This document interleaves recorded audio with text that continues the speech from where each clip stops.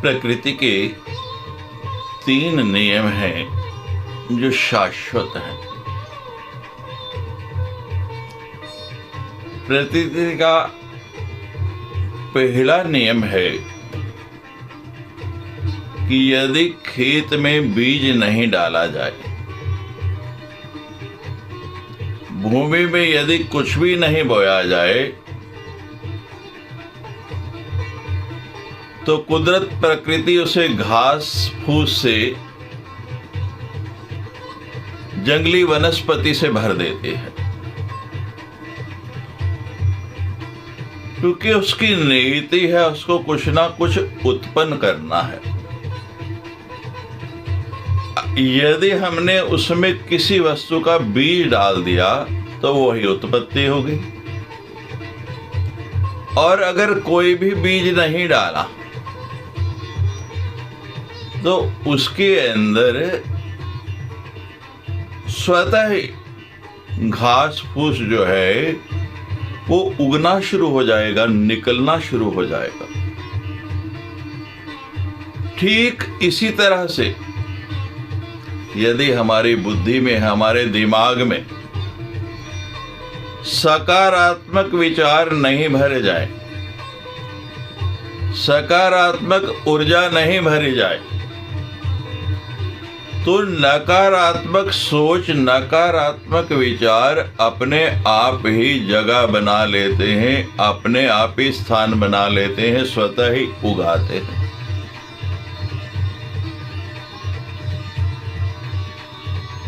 कहते हैं खाली दिमाग शैतान का घर।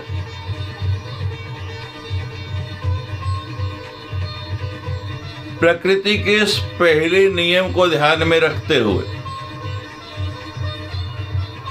ऑलवेज थिंक पॉजिटिव, हमेशा अपनी सोच जो है उसको सकारात्मक रखें।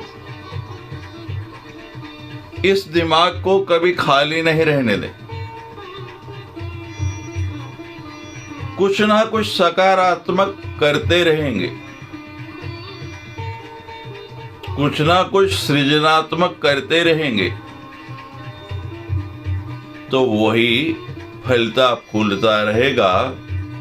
और अगर हम निश्चेष्ट होके, आइडल होके बैठ जाएंगे, इसको खाली छोड़ देंगे, इसका उपयोग नहीं करेंगे, तो जैसे प्रकृति भूमि के अंदर घास फूस उगा देती है, जंगली झाड़ियां उग जाती हैं,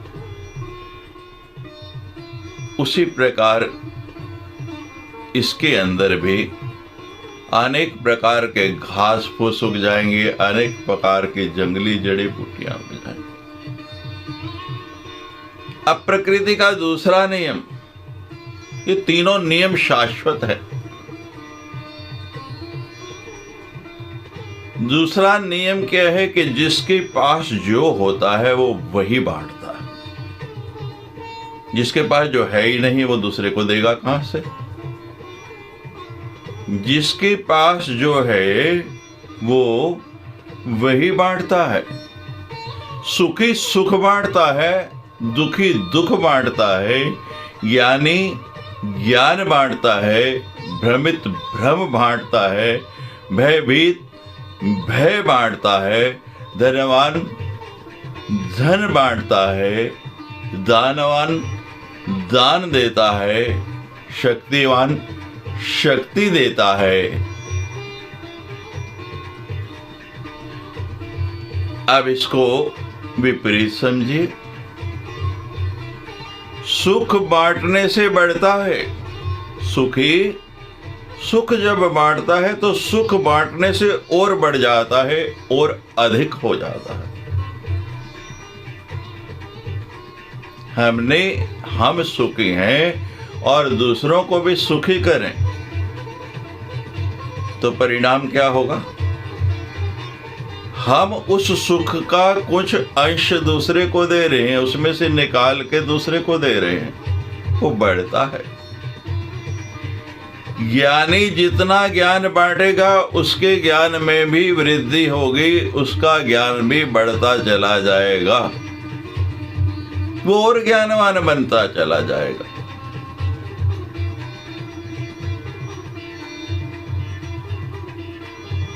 दान दी धन ना घटे, कहे गए भक्त कबीर। धनवान दानी दान देता है, अपने धन को बांटता है, उसका धन कभी घटेगा नहीं, उसमें एडिशन होती जाएगी, वो धन और बढ़ता जाएगा, सरप्लस होता जाएगा।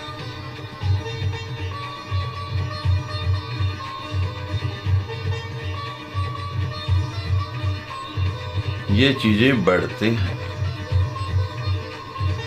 अब घटता क्या है? आप दुखी हैं तो उसको भी बांटिए।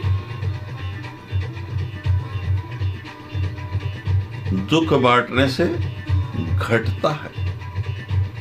जितना हम दुख को दूसरों के साथ शेयर कर लेंगे, वो दुख दूसरे को अपना दुख कह देंगे तो वो घटना शुरू हो जाएगा।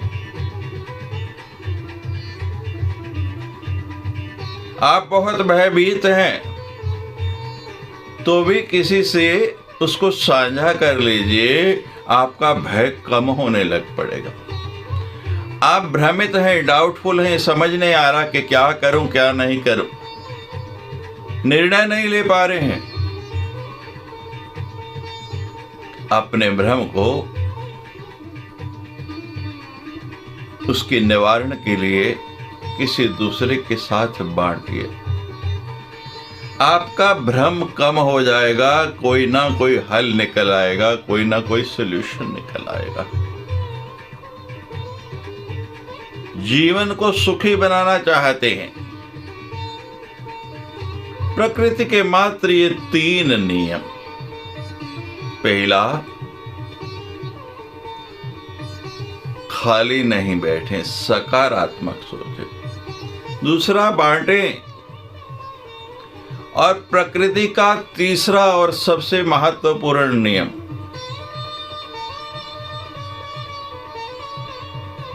जीवन में आपको जो भी मिले, आपके पास जो भी है, उसको पचाना सीखो। आपकी पाचन शक्ति, आपका डाइजेशन, आपकी हजम करने की क्षमता, इसको बढ़ाओ। यदि अपच हो जाए, खाया हुआ भोजन शरीर में ठीक से नहीं पचे, तो भोजन ना पचने से शरीर के अंदर वायु का प्रकोप बढ़ जाता है, गैस बन जाती है। भोजन ठीक से ना पचने पर रोग बढ़ जाते हैं।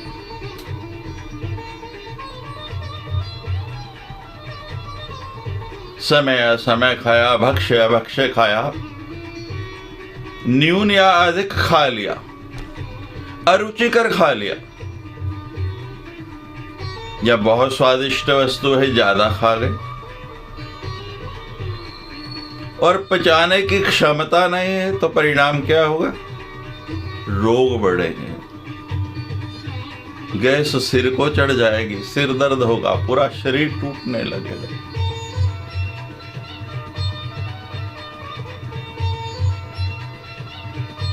स्तुति है, निंदा है। भगवान गीता में कहते हैं, तुल्य निंदा स्तुतिर्मौनि। हम ना तो निंदा पचा पाते हैं और ना स्तुति पचा पाते। स्तुति बहुत हो गई, फूल के कुप्पा हो गए, और जिन कारणों से, जिन हमारे कृत्यों से हमारी स्तुति की जा रही, हम उनको भूलने लग पड़े और अहंकार घर करने लग पड़ा। परिणाम क्या होगा? लोग आपकी अत्यधिक स्तुति करेंगे और आप उसमें ऐसा खो जाएंगे कि अपने मूल रूप से ही हट जाएंगे, भ्रमित हो जाएंगे। अहंकार घर करता जाएगा, दृढ़ता करती जाएगी।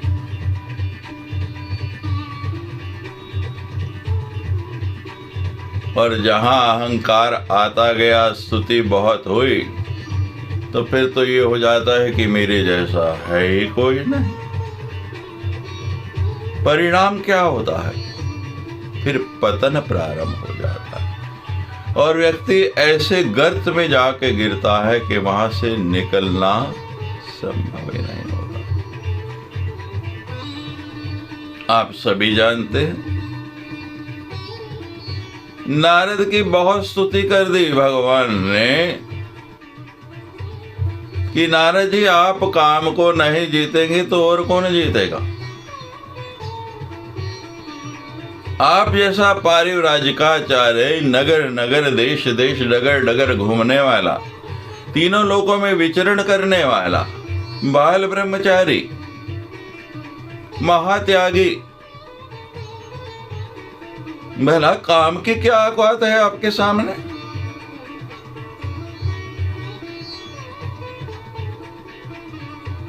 आ गया ना अहंकार, और परिणाम क्या हुआ? वानर का रूप मिला। अहंकार से नारद भूल गए कि मैं कौन हूं। नारम ज्ञानम ददाति इति नारदा, दो दूसरों को ज्ञान देने वाला है, वो स्वयं ज्ञान को भूल गया।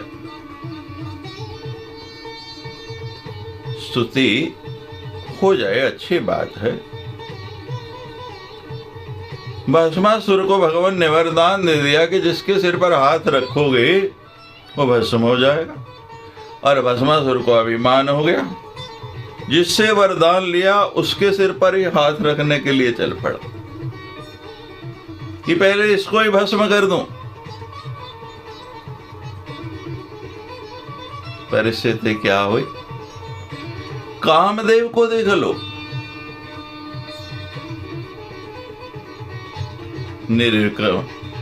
अहम निर्विकल्पम,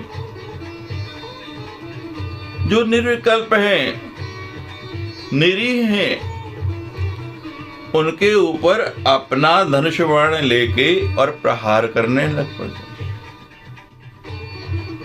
भगवान शंकर ने क्या दशा की? हमको स्तुति को पचाना सीखना है, और निंदा ये तो बिल्कुल ही नहीं पचती है। कह दिया किसी ने, निंदा कर दी, अच्छी बात है, सब स्तुति करने वाले नहीं होंगे। आपकी प्रशंसा सबको अच्छी नहीं लगती है। आपको कोई अवार्ड मिल जाए, आप किसी ऊंचे पद पर पहुंच जाएं, पदोन्नति हो जाए, आपका बहुत सम्मान हो जाए, जल्दी से लोगों को पचेगा नहीं। अगर आप निंदा नहीं पचा पाए तो लोगों से दुश्मनी हो जाए। कोई निंदा करे तो भी ध्यान नहीं देना है। जब आप ध्यान ही नहीं देंगे उसकी बात पे,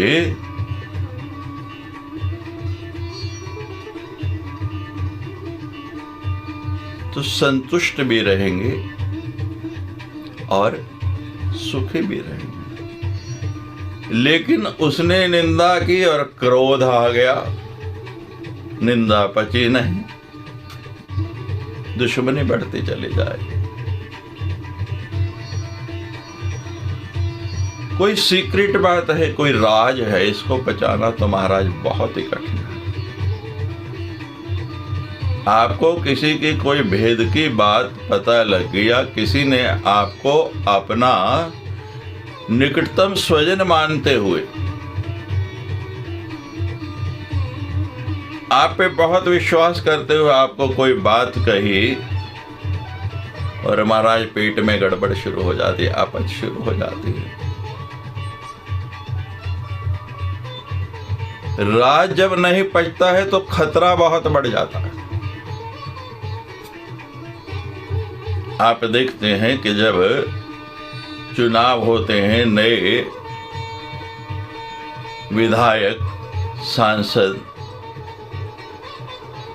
या मंत्री चुनकर आते हैं तो उन्हें शपथ दिलाई जाती है,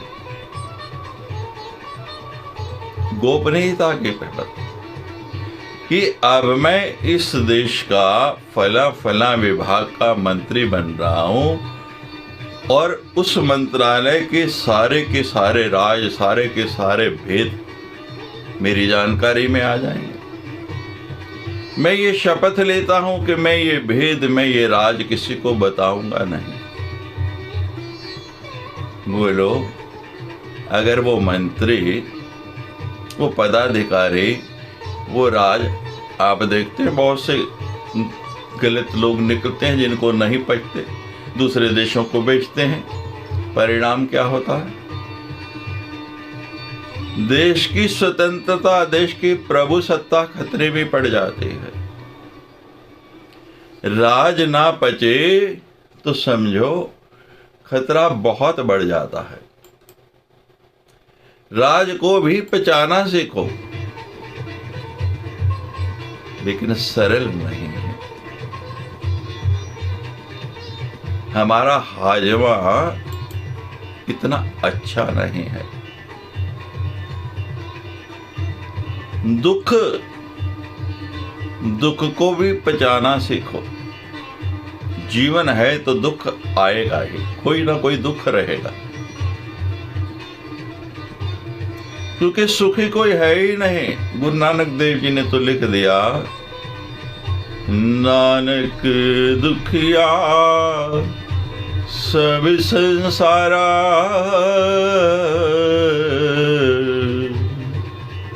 सो सुखिया जो नाम आधारा, सो सुखिया जो नाम आधारा। इस संसार में हर व्यक्ति दुखी है। सुखी कौन है? जिसने नाम का आधार लिया। दुख ना पचे तो निराशा बढ़ जाती है। आप निराश हो जाते हैं, डिप्रेस हो जाते हैं। आजकल आप देखते हैं अधिकांश लोग डिप्रेशन में जा रहे हैं। इस डिप्रेशन से, इस निराशा से बचना है तो दुख को भी पचाना सीखो। अरे कुंती का उदाहरण याद करो। कुंती ने क्या मांगा? दुख। भगवान कहते तो क्यों दुख मांग रहे? कहते महाराज दो कारण है। पहला कि जब व्यक्ति दुखी होता है तभी तो आपकी याद आती है, आपकी स्मृति आती है, नहीं तो आप भूल जाते हैं। आप तो दुखियों का उद्धार करने के लिए अतिशीघ्र आते हैं। और भगवान, सुख तो मेरे पास है ही, आपसे बढ़कर संसार में और कौन सा सुख है? आप हमारे साथ हैं, इससे बढ़कर बड़ा कोई दूसरा सुख है?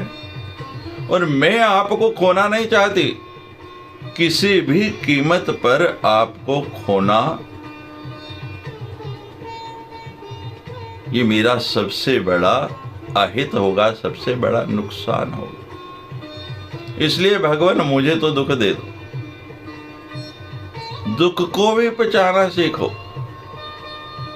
डिप्रेशन से बाहर आ जाओगे। डिप्रेशन और कुछ नहीं है, केवल यही है कि सदा सुख रहेगा नहीं, सदा एक समय नहीं रहेगा। दिन है तो रात भी आएगी, लाभ है तो हानि भी है।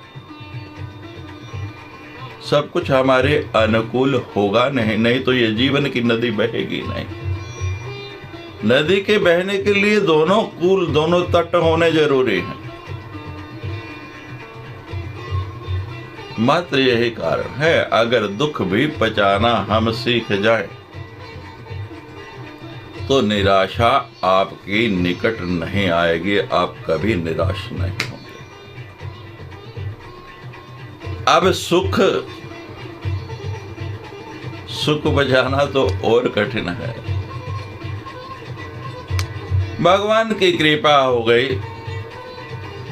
भगवान प्रसन्न है, जीवन में सत्कर्म का फल मिल रहा है, सर्वत्र सुख ही सुख है, धन की कमी नहीं, संतान की कमी नहीं, ऐश्वर्य के सब साधन जुट गए। जिस वस्तु की अभिलाषा भी नहीं थी, जिसका कभी सोचा भी नहीं था, वो सब वस्तुएं भी मिल गई। परिणाम क्या होता है? पाप बहुत बढ़ने लग पड़ता है। व्यक्ति की वृत्ति आप देखें तो अमीरों की संतानें जो हैं वो ज्यादा पाप की ओर अग्रसर होती हैं। जो लोग बहुत सुखी हैं, ऐश्वर्य में खोए हुए हैं, धन के मद में चूर हैं, धन कमाने में ही रत हैं, होटलों में, क्लबों में, पार्टियों में, जिनका जीवन ही यही बीत गया है, दिनचर्या ही ऐसी बन गई है, क्या होता है? जीवन में पापाचार बढ़ता जाता है। और जैसे जैसे पापाचार बढ़ता है, सुख पचा नहीं तो फिर धन तो सदा रहा नहीं और दुख को भी आना ही है। वो सुख पुनः दुख में परिणित हो जाता है। ये जीवन का सत्य है, इसको समझना है।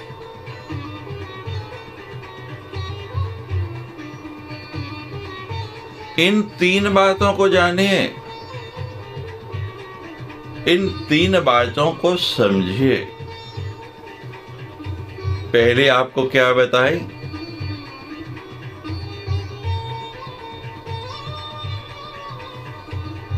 इसको खाली मत रखिए।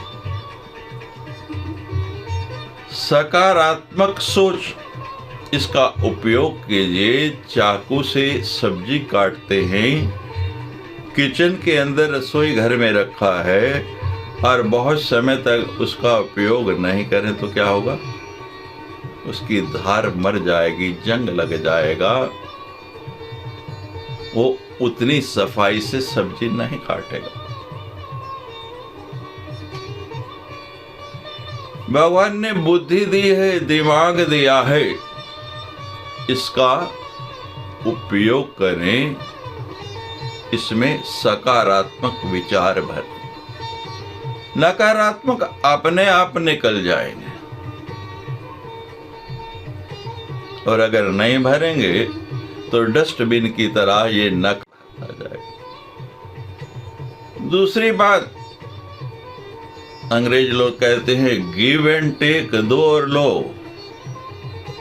बांटो, जितना बांट सकते हो, इसमें कंजूसी नहीं करना। सरप्लस है तो बांटो ही बांटो, और सरप्लस नहीं भी है, अपने लिए जितनी जरूरत है, जितनी आवश्यकता है, सुख हो उसे बांटो, दुख हो उसे बांटो, ज्ञान है उसे बांटो, धन है उसे बांटो, भ्रम है उसे बांटो, भय है उसे बांटो, लेकिन बांटो, प्यार बांटते चलो। सबसे बड़ी चीज, प्राणी मात्र से, जीव मात्र से प्यार। आप देखो तो सही, अरे फूल तो फूल, कांटों से भी प्यार करो तो वो भी आपको फूलों से ज्यादा मुस्कुराते हुए मिलेंगे। उनकी चुभन आपको चुभन नहीं, एक आनंद देगी। कभी कभी जाया करो गरीबों की बस्ती में, भिखारियों की बस्ती में, दीनहीनों की बस्ती में, जिनके अंग भंग हैं, कोड़ियों की बस्ती में, नेत्रहीनों की बस्ती में। थोड़ा सा प्यार अनाथ बच्चों के साथ आप बांट के देखो। आपको अपने परिवार में जिनके लिए, रिश्तेदारों के लिए, संबंधियों के लिए आपने कितना किया, उसका लेश मात्र भी प्यार वापसी में, रिटर्न में नहीं मिला होगा जितना उनसे मिल जाएगा। आप आनंद से प्रफुल्लित होके सरोबार होके वापस लौटेंगे। जीवन शैली बदलिए। और तीसरा नियम, डाइजेशन, पाचन तंत्र। आयुर्वेद कहता है कि यदि हमारा पाचन तंत्र सही है, हम जो खाते हैं वो हमको पच जाता है, डाइजेशन हमारा बहुत अच्छा है, तो 50% रोग तो स्वतः ही खत्म हो जाते हैं।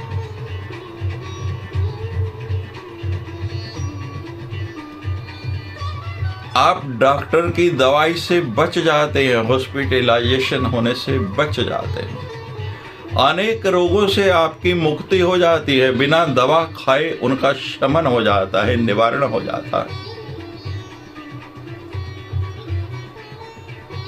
डाइजेशन को और इम्प्रूव कीजिए, पाचन तंत्र को सुधारिए। मात्र ये 3 बातें आपको मैं कहना चाह रहा हूं। भोजन को भी पचाना सीखिए, पैसे को भी पचाना सीखिए, बात को पचाना सीखिए। बात ना पचे तो चुगली बन जाती है। किसी ने कोई बात कही और हमको पची नहीं, दूसरे को कह दिया तो क्या होगा? चुगली बन जाएगी। पैसे को पचाइए, दिखावा नहीं कीजिए। मिला है, उसकी कृपा है, संभाल कर रखिए, सत्य कार्यों में लगाइए। प्रदर्शन मत करें कि मेरे पास इतना धन है। प्रशंसा को पचाइए, अहंकार को पचाइए, निंदा को पचाइए, और आपको बताया राज को पचाइए, दुख को पचाइए, सुख को पचाइए। ये जीवन के सत्य हैं। 3 देव हैं, ब्रह्मा, विष्णु और महेश। 3 शक्तियां हैं, महाकाली, महालक्ष्मी और महासरस्वती। एक एक जोड़े का आश्रय ले। ब्रह्मा और सरस्वती का आश्रय ले और उनसे दोनों हाथ जोड़ प्रार्थना करें कि हमारी बुद्धि सकारात्मक हो जाए, इसमें नकारात्मक विचार नहीं आए। भगवान विष्णु जो पालक हैं, लक्ष्मी जो धन की देवी है, उन दोनों का ध्यान करते हुए, उन दोनों का स्मरण करते हुए संकल्प लें, मैं बांटूंगा, शेयर करूंगा। व्हाट्सएप पे, फेसबुक पे, यूट्यूब पे, इंस्टाग्राम पे हम रोज शेयर कर रहे। अनेक चित्र, अनेक विचार, अनेक बातें। थोड़ा सा और आगे बढ़ जाइए। हमारे पास जो है दूसरे का नहीं, उसको भी शेयर कीजिए, उसको भी बांटिए। भगवान विष्णु आपका बहुत अच्छे से पालन करेंगे। लक्ष्मी आपको और धन धान्य से भरपूर कर देगी। अब भगवान शंकर आशुतोष ऑर्डर दानी और साथ में महाकाली,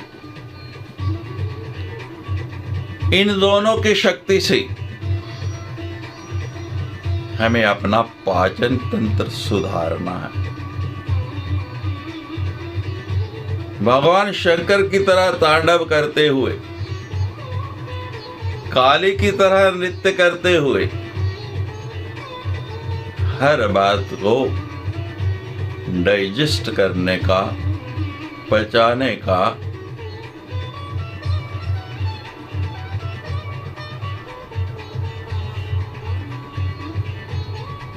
हमारा ऐसा तंत्र बन जाए फिर आप देखेंगे कि हम कितने स्वस्थ रहते हैं, तन से भी, मन से भी और बुद्धि से भी।